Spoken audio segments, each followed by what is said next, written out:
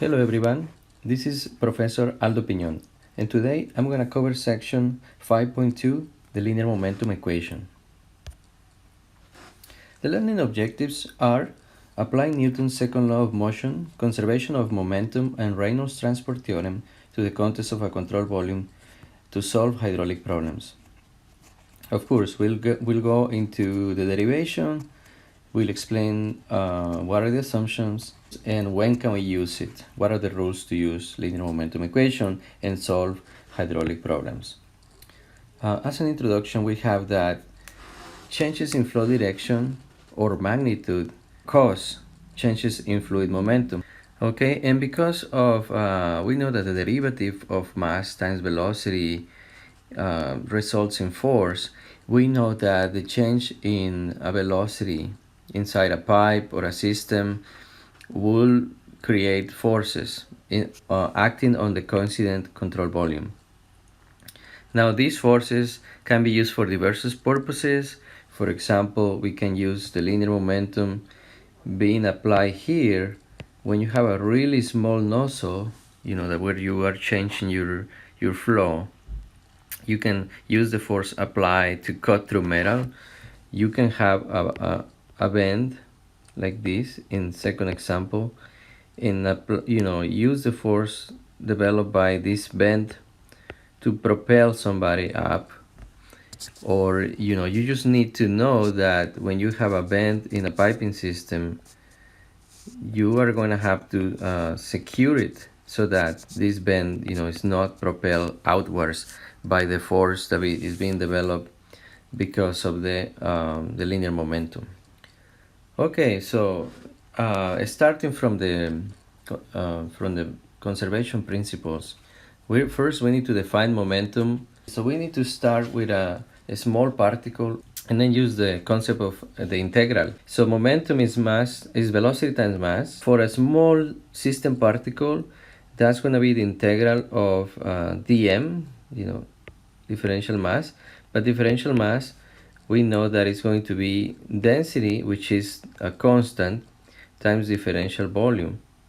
Okay, and if we integrate the whole thing together, we will get the whole volume times the entire mass of the system. That's what we have here.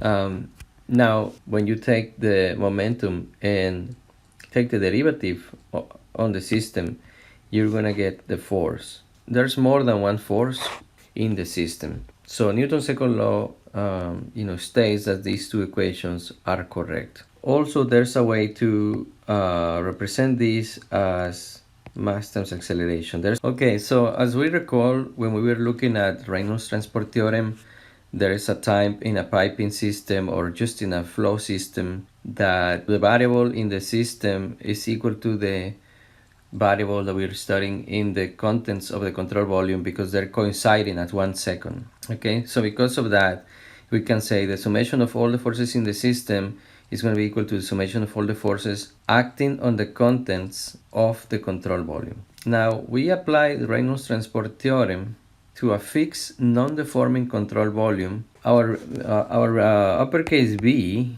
is going to be momentum, m times velocity, which is a velocity vector. The intrinsic property, lowercase b, well, b is going to be mass times velocity divided by mass.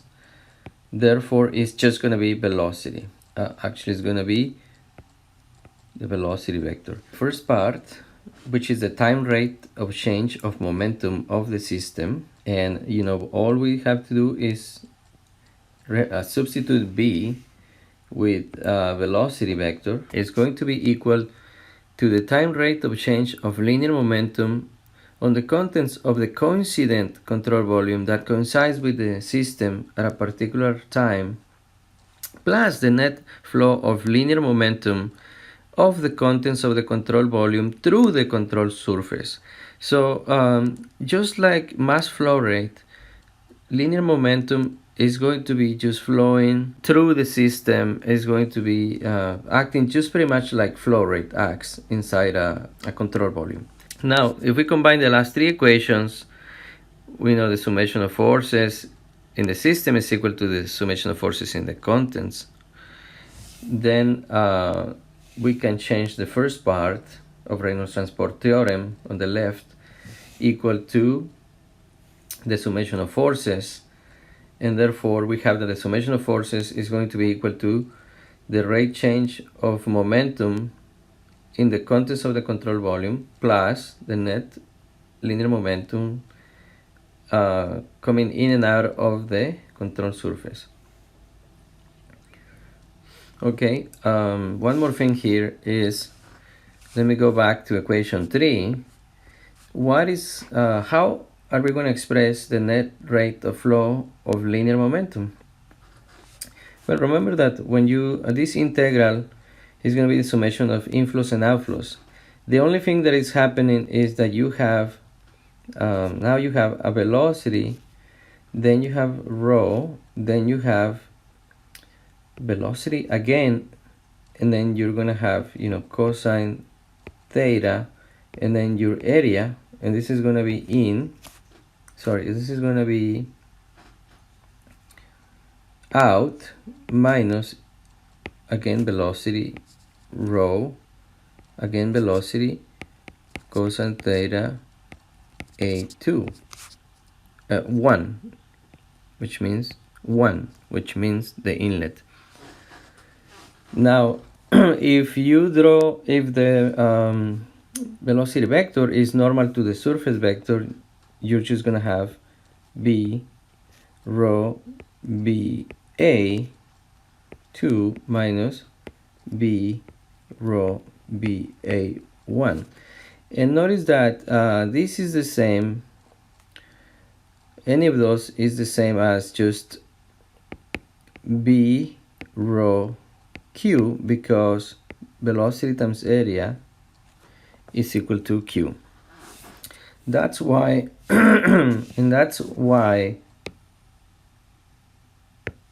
that is why here we already did the substitution in this step. And now this is going to be our linear momentum equation.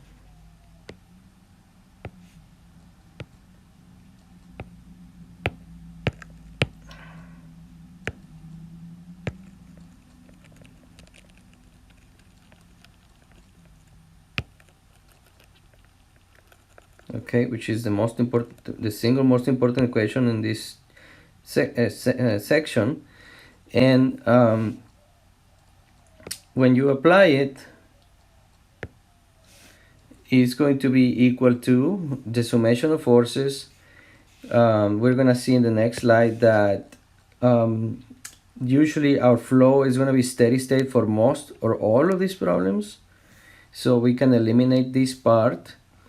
And then all we have is the summation of forces being equal to the net flow of linear momentum through the control surface. And we already know that the net flow for one inlet and one outlet is going to be just rho qb2 minus rho qb1, one inlet, one outlet. Notice that because the flow is a steady state, conservation of mass, we can then take it as a common factor, and then just going to be rho times q times velocity 2 minus velocity 1, which is the change in velocity. Notice that rho q, which continues to show up, is the same as the mass dot, which is the mass flow rate. Okay, so in the end, the summation of forces in any direction is equal to the mass flow rate times the change in velocity.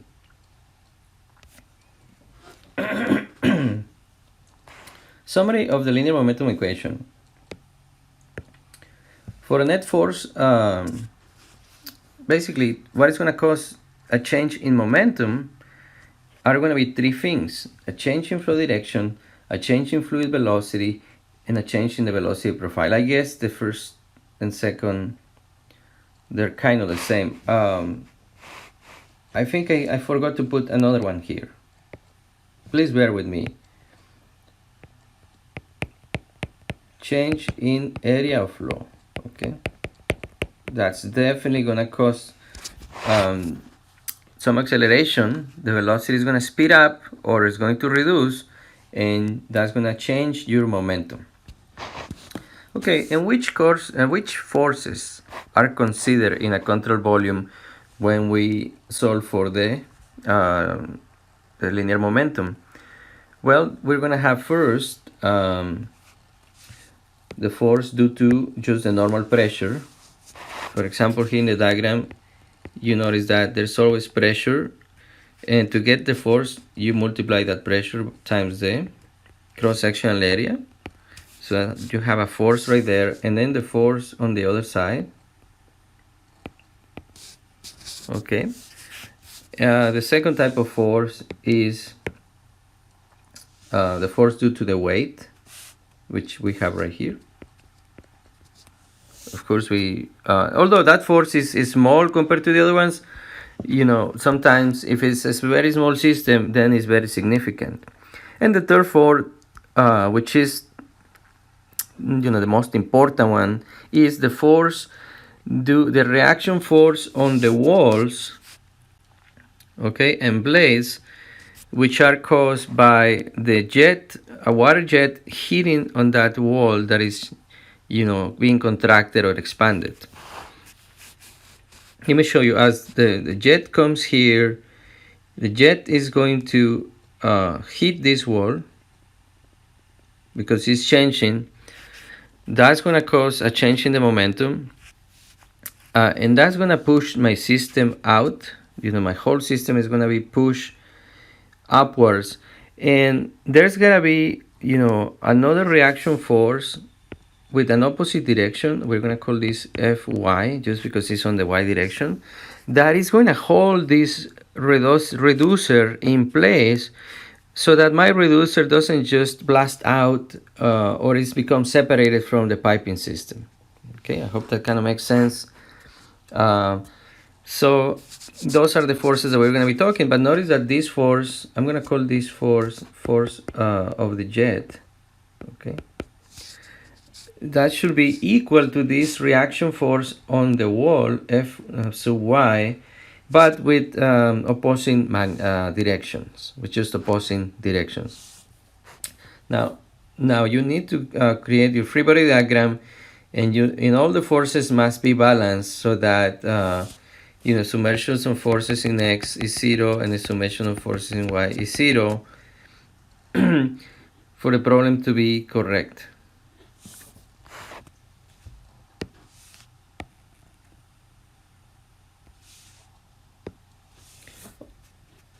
Lastly, all the forces must be balanced in the free body diagram for a problem to be correct. Okay, lastly, what are the assumptions? This is a super important question. It's going to be, I usually ask something in all the celebration of knowledges that comes from this, okay? And the first assumption is going to be that the flow is steady, okay? And that means the mass flow rate inlet must be equal to the mass flow rate outlet. That simplifies a lot of things. For example, the change of momentum in the control volume because of this, right, which is constant, is going to be equal to 0. This is only applicable for incompressible fluids, so no gases. That means rho is constant. Maybe you can apply to a gas if rho is constant, okay? The equation is applicable along a streamline. That means also Bernoulli applies, okay? And the shear stresses are negligible. Head losses are negligible for this chapter section. The steps to solve any homework problems is: first, draw a free body diagram. Second, select and draw an appropriate control volume and control surface. Then what you're going to do is start from one point. Let me show you, for example, this is a reducer, okay, and that's your control volume and control surface. This is your control surface. The next thing that you do is start from one point, go clockwise, and start looking for all the different force and velocity vectors. And then that way you say, okay, how many forces do I have? Not the components on the x and y axis. Because you're going to end up with a summation of forces in the x and one in the summation of forces in the y. And then solve equation 4 in the y and x directions. Let's look at our first example, and just deals with how to derive the equations. So the first step is to draw the free body diagram and select an appropriate control volume and control surface. So I decided to draw my control surface right along the edge of this shape. The next step is for me to find my velocity vectors and my force vectors along this everywhere along the control surface. So my first force vector is going to be pressure 1 times acceleration times area 1.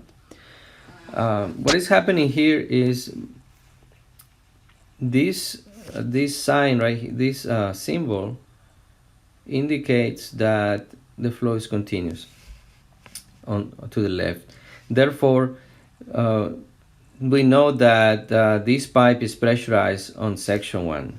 I guess what I need to do also is come up with sections, okay? Section 1 and section 2 in the outlet.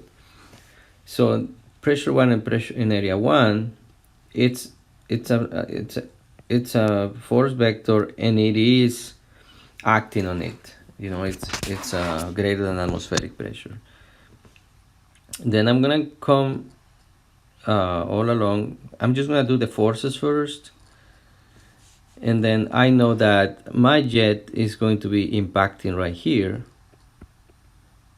but the textbook requires us to find not the force of the jet, but the anchoring force on the wall. Okay, so if the jet is impacting here because of this reduction in area, there must be an equal but opposite direction force, and that force is acting all around the taper area. Therefore it's only one force. Okay, and then in the outlet and here, you know, we're gonna have a pressure, but this pressure is equal to atmospheric.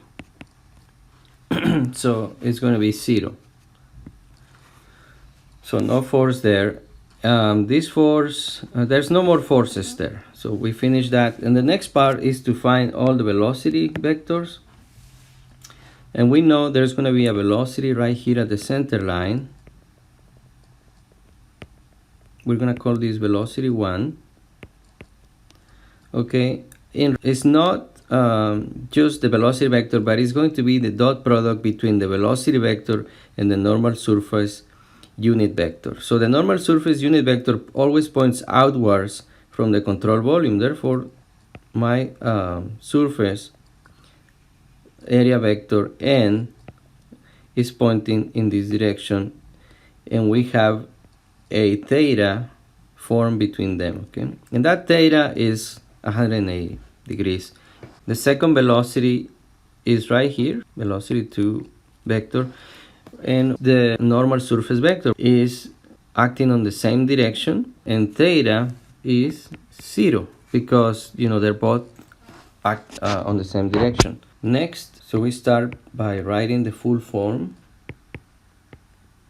Okay.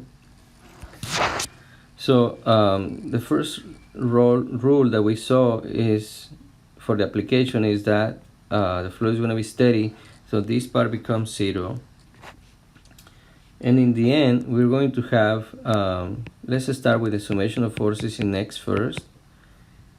That is going to be equal to, you know, m dot, the mass flow rate, times the differential in velocity, the difference between velocity 2 minus velocity 1.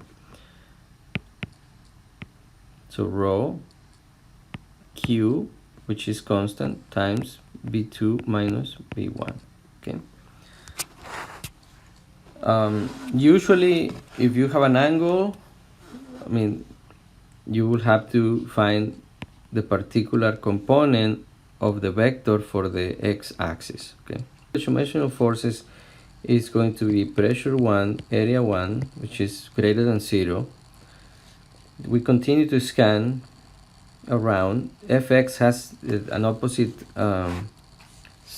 is a force with an opposite sign, so it's negative Fx. Our signs are going to be like this. In the coordinate system, up is positive, down is negative, to the right is positive, and to the left is negative. This is how we will guide ourselves. So notice that Fx is negative. That's going to be equal to rho q b2 minus b1. Okay, so that way we can find we can find the forces, or we can find whatever we're trying to find.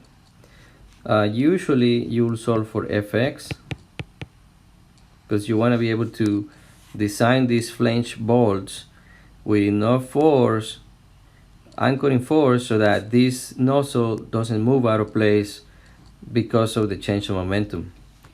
So Fx is going to be equal to P1 area 1 minus rho q b2 minus b1. Okay, why is b2 positive and b1 negative? Well, that's simply because b2 cosine of 0 is plus 1, and b1, you know, is the dot product, is multiplied by the dot product of the velocity vector and the surface area vector, and cosine of 180 is negative 1. So this is our first equation, so that we can find this anchoring force. Now the second equation will be the summation of forces in the y-axis. However, in this particular system, there are no forces in the y-axis. Okay, now that I have developed my equations, you know, I already took account of all the forces and velocity vectors, I'm just going to apply the formula and solve it. You notice that we have a pressure here of pressure of 75 kilopascals.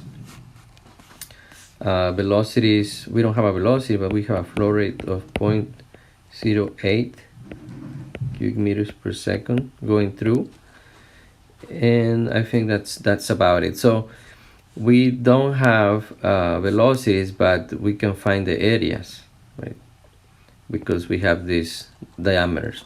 So what I'm gonna do is right here, I'm gonna write all of my variables that I need, which are areas and velocities. Sometimes you need to change from PSI to PSF, and you can put your conversions here as well.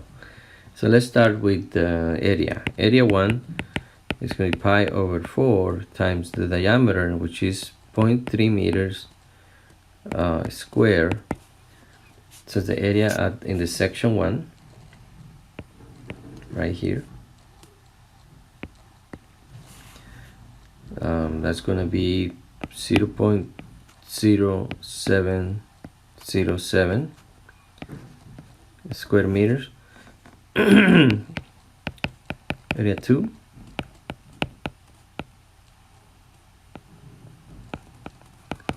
is going to be excuse me,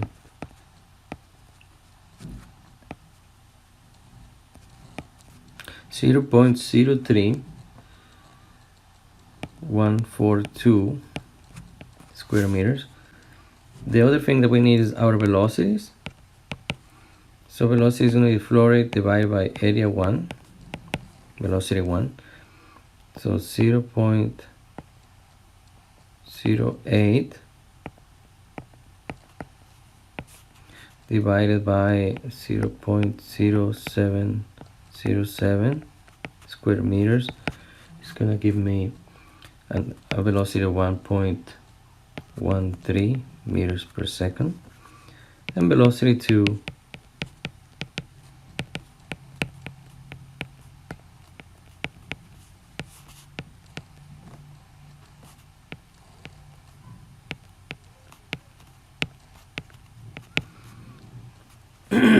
is a little bit more than twice as much.